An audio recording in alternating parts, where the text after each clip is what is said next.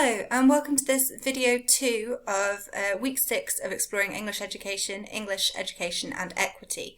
In this video we're going to build on some of the ideas that I introduced in video 1, and I'm going to introduce you to two different models of education with different sort of theoretical underpinnings and different, in particular, belief systems about how a socially just, equitable education for all young people could be achieved.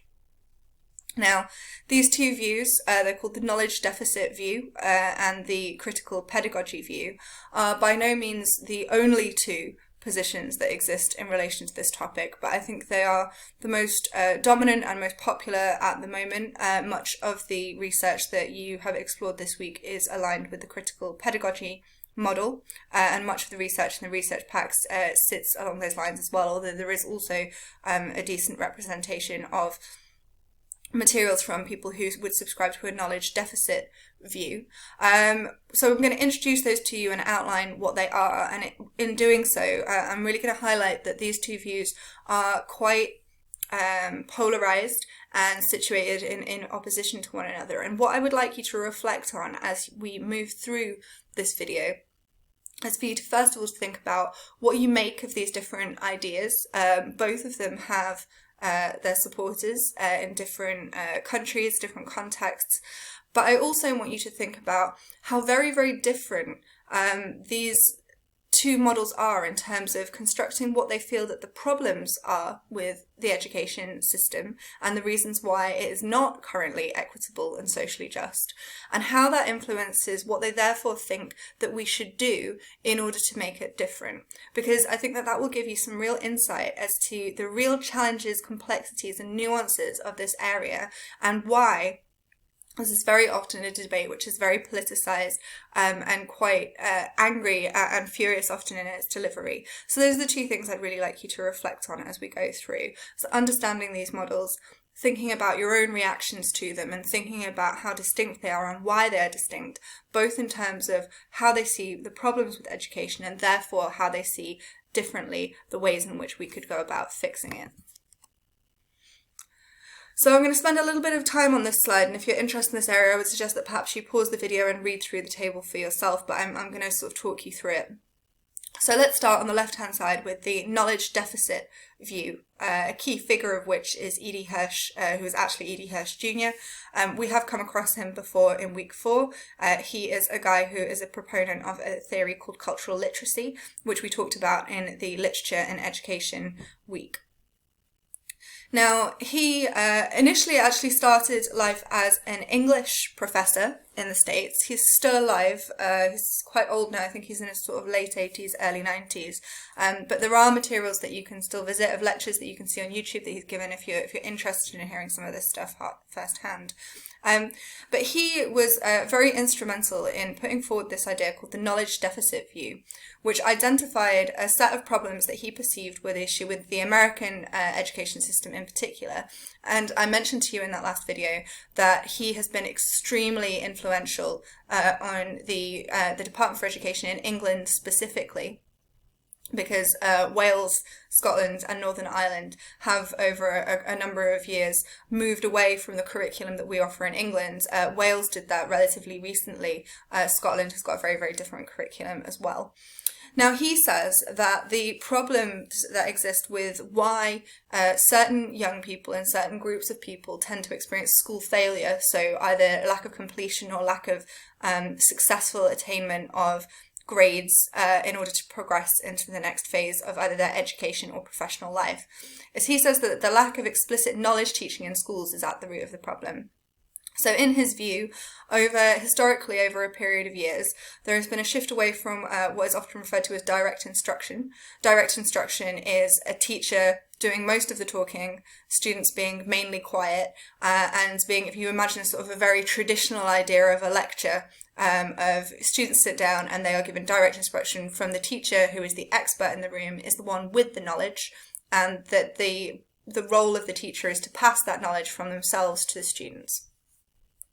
And he says that the shift away from this approach, which was more popular in the earlier part of the last century, is creating a knowledge deficit for socially disadvantaged young people. And in particular, he suggests that this is knowledge, he calls it core knowledge, or powerful knowledge, that middle class and affluent children will typically acquire at home anyway, through interactions with their parents, through access to books, and so on and so on.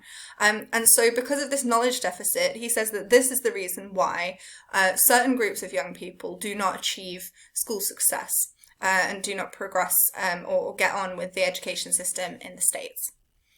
So he says that because of this move away from direct instruction towards things like group work and student-led work, that there is a diminishing prominence being given in schools to powerful or core knowledge, and that is disadvantaging those students who don't naturally acquire it at home. So he very much blames progressive approaches to education as either causing or at least perpetuating inequity. And he says that attainment gaps between different groups of students, in particular students from lower socioeconomic backgrounds, students of colour in many, many areas, working class white students in the States as well. He says that these attainment gaps prove that current approaches are not working. Now, this is a really interesting idea, and I think a really good reflection of the politicization of particular teaching methods and particular choices about content. Because for Hirsch then, he would suggest that what we should focus on in the school classrooms is this powerful knowledge. And typically, if we think about text choices, that would be thinking about the classics, canonical texts that are privileged, that have a degree of sort of gravitas or prestige oriented around them, and that anything else is a waste of time and is only going to contribute to this knowledge deficit. Because he thinks that explicit knowledge teaching is so important, he therefore also favours pedagogical approaches, that's teaching methods, that focus on the teacher being the expert who does most of the talking. So he is in favour of things like rote learning, things like direct instruction, and has a problem with issues of things like group work, and sees those things as not very effective and often a waste of time, and that student-to-student interaction or students talking in a classroom is something that should be minimised because it's not as effective as the explicit knowledge teaching that he sees to be at the foundation of the problem and the real key to how we could redress the imbalances in our education system for a socially just model. A different approach is the critical pedagogy view, and some of you may have come across this name before. Paulo Freire is a big proponent of this. He's a researcher in South America. He wrote a book called Pedagogy of the Oppressed, which if you're interested in, it's not terribly long, it's very, very accessible, and is a really, really interesting read, I think. Now, he also is very interested in social justice and the provision of excellent education for all children. But the problems that he identifies with the education system are very, very different from those of Hirsch. So he says that actually it's systematic structural inequity is the thing that is at the root of the problem, and that schools merely reflect those such structural inequities, and because they are not resourced in a way that enables them to better the lives and circumstances of the young people who pass through those institutions, that really it shouldn't be schools that are being blamed. It should be thinking about redressing some of those structural inequities as the key way in which we could, as a byproduct of that, have an education system which was excellent for everybody. And he says his view is very much that actually the current system that we have not only perpetuates these social inequities, but actually exacerbate and sort of shore them up. Because he says that we have a middle-class curriculum, exactly the kind of curriculum that Hirsch advocates for, and that middle-class curriculum is advantaging middle-class children and therefore propping up wider inequities. So decisions are being made of things that are typically relevant to, of interest, comfortably within the sphere of middle-class children and white children, and that as a result, the curriculum is not perceived as being as relevant, as engaging, as useful, to students of colour and to students from working class backgrounds, and that this is discouraging young people from seeing education as something which is relevant for them, which is useful to them, with something which they want to engage with, and that these are things that, because this is not a deficit, this is a difference, that because these other kinds of knowledge aren't being valued, that it means that power is being given to this middle class curriculum. So he says that difference here is being wrongly viewed as deficit. So that students are not, as Hirsch would argue, lacking in knowledge. It's that because a particular kind of knowledge is the thing that is valued, the thing that is tested in schools, that students who have equally valuable but different knowledge are not having those resources recognised and drawn upon and built upon and developed. So he uses this thing which he calls the banking metaphor of education, and he says he's very much against this idea of thinking about students as empty vessels to be filled by their teachers, and that this delegitimizes the knowledge and the experience of some students that they bring to the classroom with them. So we could see Hirsch's approach as something which is quite teacher-centered, that would favour teacher talk, and Paulo Freire, by contrast, this critical pedagogy view, being much more interested in relevance, student-centred, child-centred learning, of having conversations and tailoring education to be relevant to individuals and individual cohorts of students.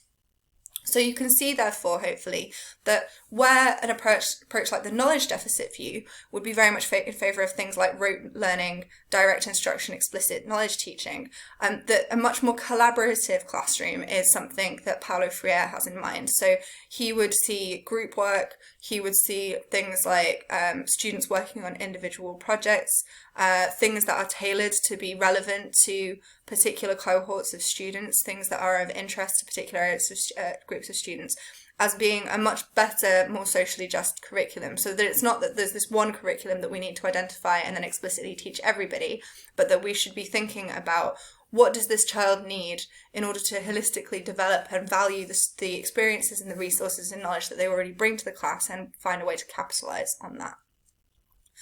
So rather than seeing schools as causing attainment gaps, Paulo Freire argues that attainment gaps in school actually reflect wider social inequity, and schools can and must help to redress this. He sees that very much as a moral duty that school and education has, but he says that it cannot be done alone, and it's unrealistic to expect schools to produce equal outcomes in an inequitable system, and that actually all that's really doing is stacking the dice against schools in challenging areas, and that serving communities that typically experience higher levels of school failure, because it is then placing the blame and burden on those individuals or on those schools rather than on society more broadly.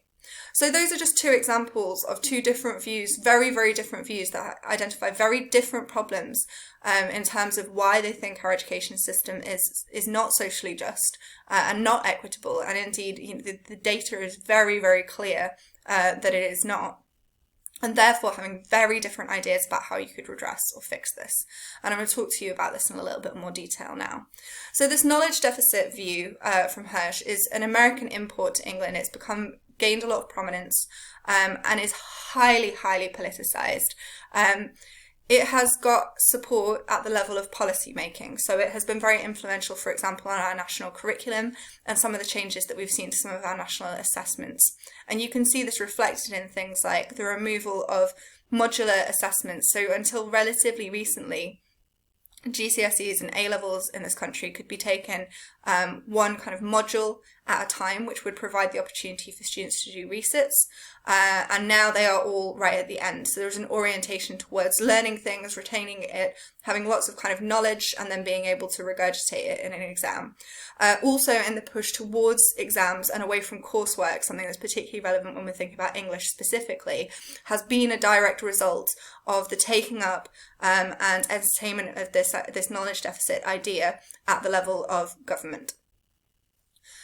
There are a vocal minority of teachers, arguably I would suggest led by those at Michaela Community School in Brent in London, many of the resources of which I have left for you in the research packs. Many of the debates that you have seen have come from events that have been run at that particular school. And they have championed this as the kind of the right approach to tackling educational inequity. So it is certainly not the case that all teachers dismiss this idea or don't find it very favourable. But I would say that it's still very much a small minority of teachers, and that the dominant approach is more likely to subscribe to different views. I just want to give you an example of what this knowledge deficit thing looks like in practice. I'm going to read you a few quotations, first from Hirsch and then from another critic I'll read you in a minute.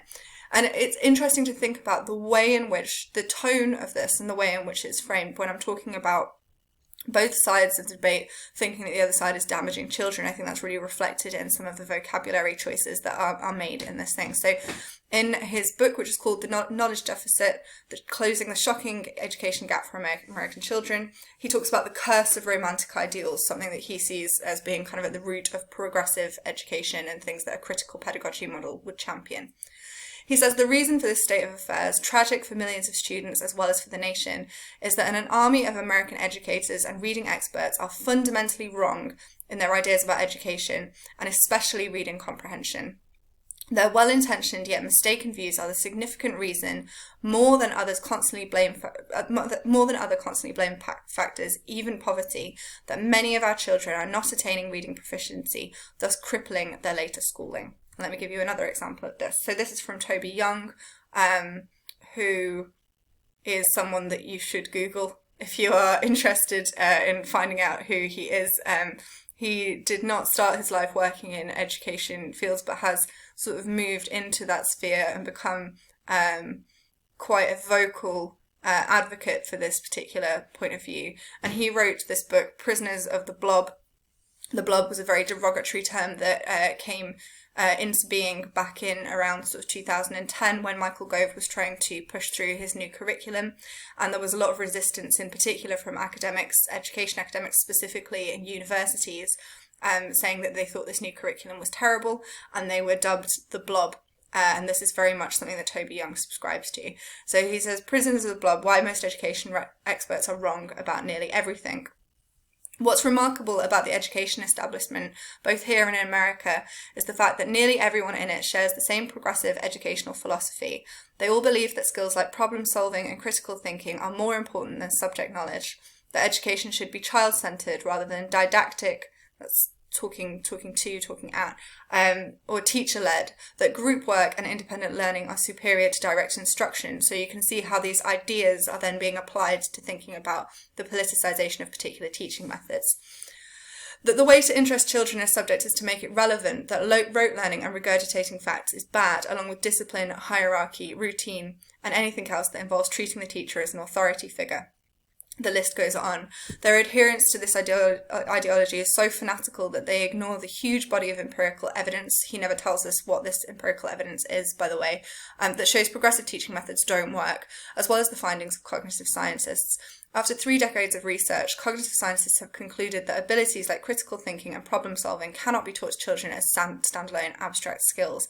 They can only be taught alongside subject knowledge. Now, what I think is particularly interesting in this last bit here is this quite clever slippage that is made between thinking about critical pedagogy as an approach which is talking about valuing difference and engaging with relevant and valuable knowledge for the group of students that's in front of them, as being reframed as though that knowledge is absent, as though there is a suggestion that people who subscribe to a different view than this knowledge deficit one are somehow against knowledge. And this has been a very weighty kind of critique that has been levied at the thing that just because you've called something the knowledge deficit approach doesn't mean that other approaches don't also value knowledge. And this is something that really, really kind of came to the fore, and I think you can see in the rhetoric of these are both articles from around the time that the new curriculum in England was being implemented. And there was a letter that was signed by 100 academics that really critiqued this curriculum, which was being very much driven by these knowledge deficit ideas and principles. And Michael Gove, who was at the time the Education Secretary, wrote a piece, I think it was appeared in the Daily Mail, and this was the title that it had: "I refuse to surrender to the Marxist teachers." You can see how politicised this is. "Hell-bent on destroying our schools. They're wrong. They're destroying children," and dubbed the academics and the teachers who subscribed to this as the new enemies of promise for opposing his plans. This book, and there are excerpts of it available in the research packs, and it should also be available in the library if you are interested in it, was written by some of the teachers at Michaela Community School, championing this knowledge deficit approach. And this is the sort of rhetoric that you can see that was used to talk about this book by the teachers themselves. "We've been called zealots and worse, so were Nelson Mandela, Malcolm X, Martin Luther King and William Wilberforce. On being called a fanatic, Wilberforce replies, if to be feelingly alive to the sufferings of my fellow creatures is to be a fanatic, I am most one of the incurable fanatics ever permitted to be at large. If it be determined to teach poor children to achieve great academic results, develop strong lifelong habits, and live fulfilling lives means we are zealots, then we too are some of the most incurable zealots ever permitted to be at large. Our book raises challenging questions for teachers and school leaders about how they see education." So I really just wanted to give you a flavour of what I'm talking about the kind of rhetoric that exists and is prompted by these very, very emotionally charged discussions around social justice, and to just give you a flavour of the small but growing prominence of teachers who subscribe to this particular model. By contrast then, critical pedagogy draws on different ideas. It thinks about education and the inequities that have just been identified by those previous people in a very different way.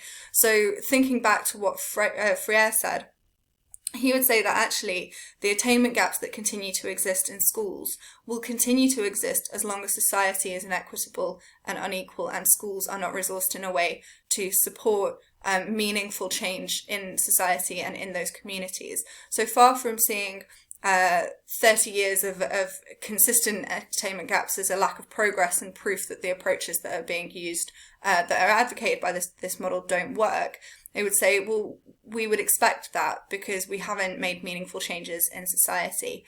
And I think that is a very interesting way for us to frame and think about it. And there is a lot of research that draws on the hip-hop movement, and in particular the work of Tupac Shakur, and in particular his book of poetry that is aligned to. There's also a group called the Rap Classroom, and many researchers who think about education through that kind of lens and engaging with those kinds of artists and poets.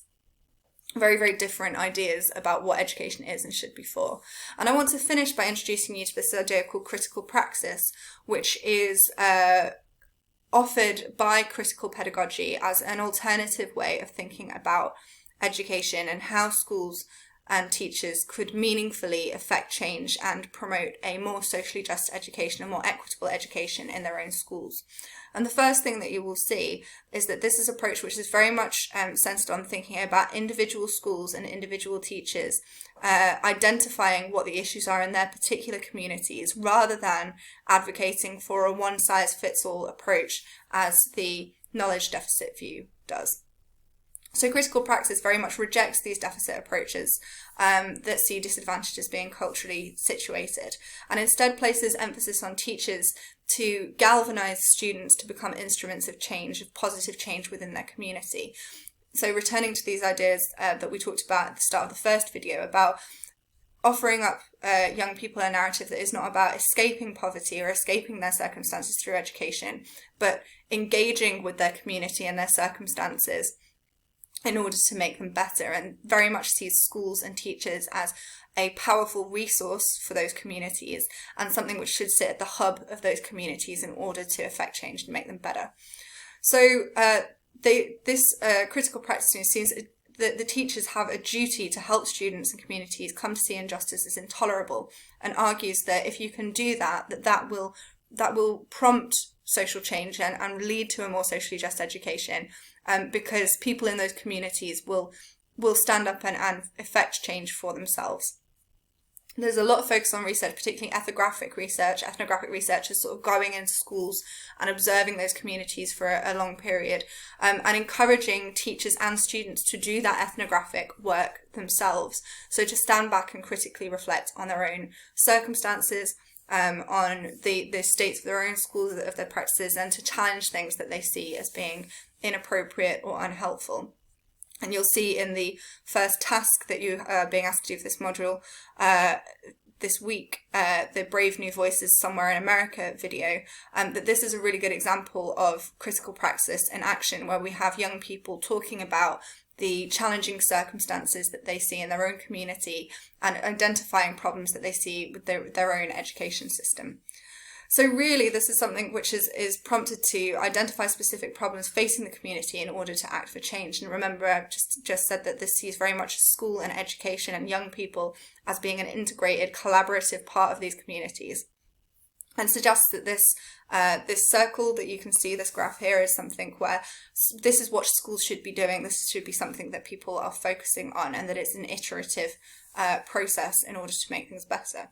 So two very, very different sets of ideas about what the issues are and how they could be addressed in terms of providing socially just education. And I would encourage you after this video to reflect on where your own thoughts lie in terms of which of these models you would personally subscribe to, what advantages and disadvantages and strengths and weaknesses you see in both, and to reflect on that as we move forwards to week 7, where we're going to think about technology and English education in the time of COVID, where many of these questions have really been pushed to the fore, in particular through the lack of ability of students to take A-level and GCSE exams, and the algorithms we could talk about that have been used in order to provide what we hope are accurate grades for students.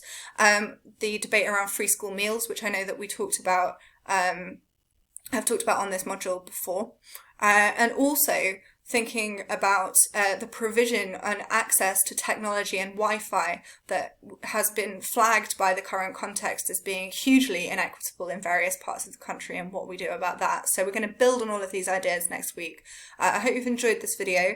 I know there's some quite complex ideas that I have covered in this, so it may be something that if you're interested in pursuing this area, you may want to view more than once. And if you have any questions or would like any further reading suggestions in relation to this topic, do feel free to get in touch. Thank you very much.